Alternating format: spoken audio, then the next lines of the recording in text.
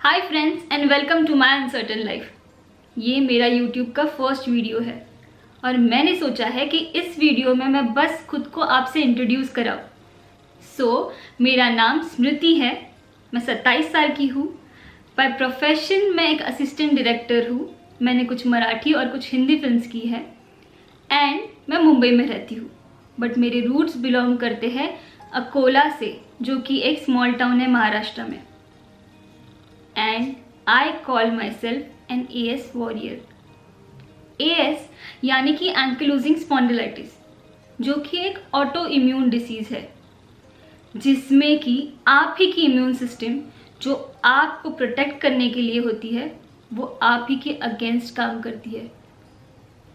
Scary right? In allopathy it is clearly stated that ये disease का कोई particular cure नहीं है। एवरी एएस वॉरियर के सिम्टम्स, ट्रिगर एंड उसके मेडिकेशन डिफर करते हैं एक दूसरे से। Some may get affected by climate condition, food और by stress, what not. I am sure कि एवरी एएस पेशेंट अपने लाइफ में एक पर्टिकुलर बैलेंस ढूंढने की कोशिश में लगा रहता है, क्योंकि नो 2 days आर सिमिलर। हो सकता है आज रात सोते हुए आप परफेक्टली फाइन हो और कल सुबह आपके लिए बेड से उठना भी डिफिकल्ट हो जाए। यूजुअली कोई भी डिसीज़ में फाइट करना आसान होता है जब आपको एक पाथ पता हो मेडिकेशन का, कि ये मेडिसिन लेने के बाद आपको ये रिजल्ट्स पर्टिकुलर मिलने ही वाले। But with AS that's not possible. So आप एक बैलेंस खो देते हो लाइफ में। आप professionally, mentally, physically, there is no certainty for anything in life. So here I am going to share my journey, my up and downs and my life with you. I hope you will like to be a part of my life. So guys, मैं अपना diagnosis story आप लोगों के साथ share करना चाहती हूँ कि कैसे सारे सिम्टम्स पता चले मुझे और कैसे मेरा डिसीज़ डायग्नोस हुआ। सो अराउंड 2017 मिड या 18 में मैं एक फ़िल्म के ऊपर काम कर रही थी लखनऊ में एंड उस टाइम पे थोड़ा ठंड का मौसम था। सो आप लोग जानते हो कि हमारे फील्ड में बहुत ही हेक्टिक स्केड्यूल होते हैं जो फिज़िकली और मेंटली बहुत एग्जॉस्टिंग होते हैं। तो वन फाइन डे मुझे ना अपने पैरों में नीचे ऐसे लग रहा था कि कोई नीडल चुभा रहा है। सो मैं तभी तो अपने शूज़ को ब्लेम करना स्टार्ट किया कि शायद मेरे शूज़ का सोल ख़राब है, इसीलिए मुझे प्रॉब्लम हो रहा है। पर कुछ ही टाइम बाद मेरे लेफ़्ट शोल्डर में और लेफ़्ट एसआई जॉइंट में पेन स्टार्ट हो गया। सो तब मुझे समझ में आ गया था कि this is not normal, this is not very regular pain. मैंने अपने पापा से कंसल्ट किया और हम लोग डॉक्टर्स के पास भी गए।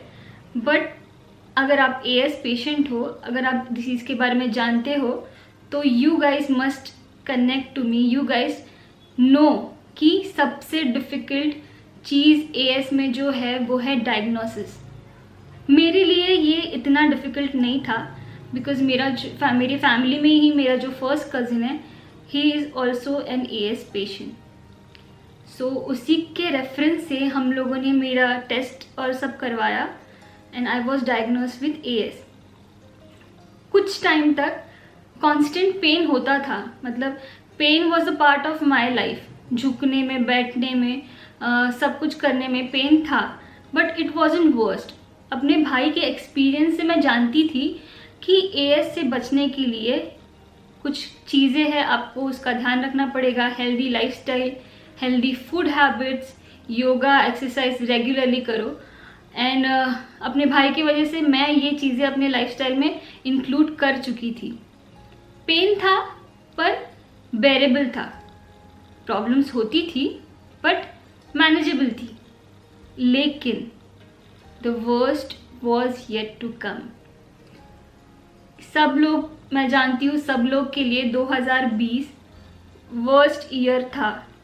मेरे लिए वर्स्टेस्ट ईयर ऑफ माय लाइफ था। सब कुछ मार्च तक ठीक था, बट मार्च में अचानक से धीरे धीरे डिसीज़ ट्रिगर होना स्टार्ट किया। स्टार्ट हुआ छोटे से एक स्वेलिंग से मेरे राइट रिस्ट में, एंड पता भी नहीं चला कब मेरा राइट आर्म फ्रोज़न हो गया, मेरा राइट शोल्डर फ्रोज़न हो गया, मेरा लेफ्ट नी फ्रोज़न हो गई। Pain was there. ऐसा बहुत कम जॉइंट्स थे जो अफेक्ट नहीं हो रहे थे। जॉइंट्स में स्वेलिंग आता था, स्टिफनेस।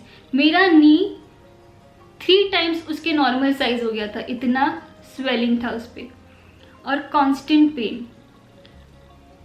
मेरा राइट क्लाविकल अफेक्ट हो गया था, एंड मेरे राइट रिंग फिंगर, मेरा right ankle, and the worst was मेरा जो राइट नी था, जो कि लास्ट अफेक्ट हुआ। यूजुअली आप जब मोशन में नहीं होते हो और जब स्टिफनेस है अपने बॉडी में और स्वेलिंग है, तब विदाउट मोशन वाले टाइम पे आपको पेन नहीं होता है। बट मेरा राइट नी एक नॉर्मल रेस्टिंग पोजीशन में भी अनबेरेबली पेनफुल था। मतलब मैं 3 दिन तक बेयर ही नहीं कर पाई। I was in constant pain, और उसके लिए ना कोई मेडिकेशन काम आ रही थी, ना पेन किलर्स उस पर कुछ इफेक्ट हो रही थी। It was the worst 3 days of my life. And being a daughter of an homeopathic doctor, I was very resistant to take allopathic medicines. I was very resistant to take steroids. I am being treated by the best homeopathic himself, Dr. Praful Vijayakar. But corona situation की वजह से मैं उनसे personally मिल नहीं पाई। I am still very confident कि अगर मेरी उनसे एक बार मुलाकात हो जाती इस दरमियान, तो मैं इस वर्स्ट फेज पे आ ही नहीं सकती थी। But anyways, today I am at a better place now. मतलब सच बताओ तो दिवाली के दिन तक मुझे सलाइंस चल रही थी, इतना बुरा हाल था।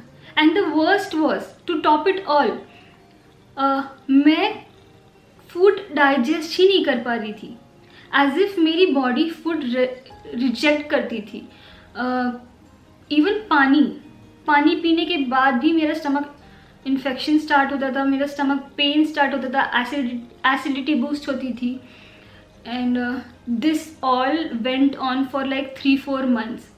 विदाउट खाना मैं 3-4 मंथ्स निकाले हैं। सिर्फ दूध एक ऐसी चीज़ थी जो मैं नॉर्मली पी पाती थी। एंड इसके वजह से मेरा वेट 49 पे आ गया था 56 से। यू कैन इमेजिन, मतलब ऐसे लग रहा था सिर्फ बोन्स बचे हैं बॉडी में और कुछ नहीं। And now you can see my face, this is all steroids वाला thing, this is all puffiness, this is all swelling. But कोई बात नहीं, पेन कम है। एंड अभी भी there is stiffness in my 3 joints majorly. मेरा right elbow, you can see मेरा राइट जो लेफ्ट वाला है कितना फ्री है हाथ, but right is stiff, it's locked here. इससे ज़्यादा वो नहीं होता है बेंड। सेम वेज मेरे दोनों पैर में स्टिफनेस है, वो एक पर्टिकुलर एंगल पे लॉक हो चुके हैं। ये भी ठीक हो जाएगा जल्दी ही, hopefully. So that's all about the worst 8 to 9 months of my life.